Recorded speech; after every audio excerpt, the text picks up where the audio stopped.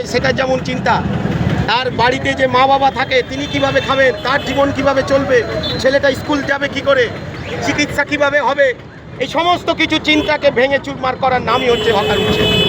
এই হকার উচ্ছেদ বামপন্থীরা কোনোদিন সহ্য করবে না। আমরা এই সামনের সারিতে দাঁড়িয়ে এই উগ্র ফাঁসিবাদী যে সরকার এসছে পশ্চিমবাংলায়, নয়া ফাঁসিবাদী সরকার, এই সরকারের রূপ সম্পর্কে আমরা মানুষকে অনেক আগেই সচেতন করতে চেয়েছিলাম যে আর যাই হোক পশ্চিমবাংলায় এই সংগঠন বা এই পার্টির সরকার যেন না হয়। দুর্ভাগ্য আমাদের গণতন্ত্রের, মানুষ শেষ কথা বলবে, মানুষের রায় আমরা মাথা পেতে নিয়েছি। মাথা পেতে নিয়েই 4 তারিখ রাত্রির থেকে যে বুলডোজার সংস্কৃতি পশ্চিমবাংলায় চালু হয়েছে, সেই সংস্কৃতির বিরুদ্ধে দাঁড়িয়ে সিপিআইএম তথা বামপন্থীরা, বিভিন্ন ট্রেড ইউনিয়ন, সিআইটিউ সহ রাস্তায় দাঁড়িয়ে আমরা আন্দোলন করছি, মানুষকে সাথে নিয়ে আন্দোলন করছি, কারণ মানুষকে বাঁচাতে হবে। এটাই বামপন্থীদের লড়াইয়ের রাজনীতির মূল লক্ষ্য। কেন এই হকার উচ্ছেদ করা হচ্ছে? বহুদিন ধরে হকাররা রেল পেছনে ব্যবসা করছে, কিন্তু কেন আজকে সেই হকারদের উচ্ছেদ?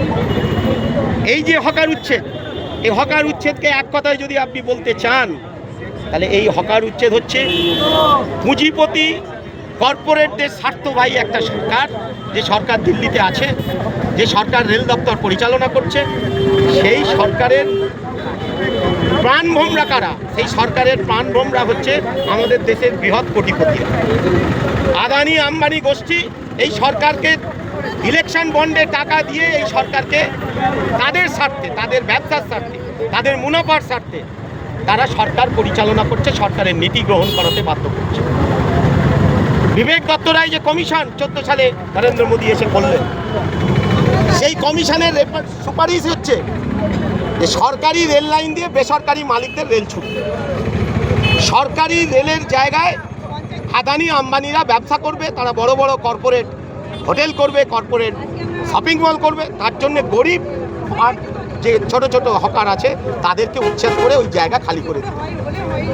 অর্থাৎ পুঁজিপতিদের স্বার্থ রক্ষা করার জন্যেই দেশের সরকার আজকে ডবল ইঞ্জিনের সরকার হয়েছে পশ্চিমবাংলায়, তাই তাকে দিয়ে এটা ইমপ্লিমেন্ট করার ব্যবস্থা করছি। আমরা এর তীব্র বিরোধী, সামনে দাঁড়িয়ে বুলডোজারের সামনে দাঁড়িয়ে আমরা এই লড়াই করছি। আপনারা কি ডবল ইঞ্জিন সরকারের সাথে কি মোকাবিলা করতে পারেন? আমরা গোটা রাজ্য জুড়ে, বামপন্থীরা গোটা রাজ্য জুড়ে এই পুঁজিবাদী সরকারকে, আমরা এদের স্লোগান ছিল ইসকা বার 400 পার। তার মানে কি ছিল জানেন? 400 পার যদি ওরা করতে পারতো সংসদ, তাহলে ওরা আজকে দেশের সংবিধানকে পরিবর্তন করে দিত। আমরা বামপন্থীরা সংখ্যায় কম হলেও বামপন্থীদের যে সংগঠিত উদ্যোগ, যে পরিকল্পনা, যে চিন্তা ভাবনা, মানুষকে বাঁচানো, মানুষকে পাশে নিয়ে চলা, সেই নিয়ে আমরা বিজেপি দলগুলোকে আমরা বোঝাতে সক্ষম হয়েছিলাম দিল্লিতে লোকসভা নির্বাচনের আগে যে এই সরকার আর যাই হোক এরা পুঁজিপতিদের দালাল, এদেরকে যদি না রুখতে পারি দেশের আইন, আদালত, সংবিধান সব কিছু ধূলিসাৎ করে দেবে এরা। তাই ওরা 400 কেন 200 কততে চলে এসেছে।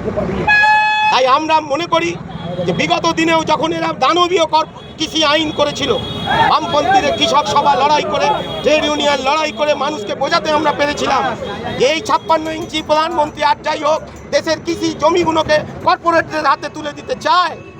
তার বিরুদ্ধে আজকে গোটা দেশের মানুষ সেই লড়াইয়ে সফল হয়ে আজকে প্রধানমন্ত্রীকে বাধ্য করেছিলাম আমরা একে প্রত্যাহার করার জন্য, এবং তিনি বাধ্য হয়ে ওই নয়া 3 কৃষি আইন যা তিনি ইমপ্লিমেন্ট করেছিলেন করোনা চলাকালীন, তাকে ইমপ্লিমেন্ট করতে তিনি পারেননি।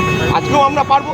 গোটা দেশ জুড়ে লড়াই চলছে, শুধু বামপন্থীরা নয়, বিজেপি বিরোধী সমস্ত ধর্মনিরপেক্ষ দলকে আমরা আহ্বান জানাবো যে আসুন এই কর্পোরেট মুখী পুঁজিপতি নয়া ফাঁসির সরকারকে আমরা ভারত থেকে সরাতেই হবে।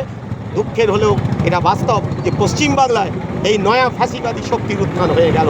পশ্চিমবাংলার মানুষের বদান্যতা লড়াই চলবে আগামী দিনে, রাস্তায় দাঁড়িয়ে আমরা লড়াই করব। বিধানসভার মধ্যে একজন আছে, তারা লড়াই করছে। বিধানসভার মধ্যে আমাদের নির্বাচনের শরিক নৌসাদ সিদ্দিকী আছে, সে লড়াই করছে। আবার আমরা পার্লামেন্টে লড়াই করছি, আমাদের কয়েকজন হাতে গোনা এমপি আছে, তারা ইতিমধ্যেই রেলের মন্ত্রীকে, ইতিমধ্যেই রেলের স্ট্যান্ডিং চেয়ারম্যান সিপিআইএমএলএ বিধায়ক বিহার থেকে নির্বাচিত, তিনি চিঠি করেছেন। অমরা রাম তিনি চিঠি করেছেন যে পশ্চিমবাংলায় যে দানবীয় কায়দায় হকার উচ্ছেদের কাজ চলছে একে বন্ধ করুন। তাই তো আজকে রেলমন্ত্রী কলকাতায় ছুটে এসেছে।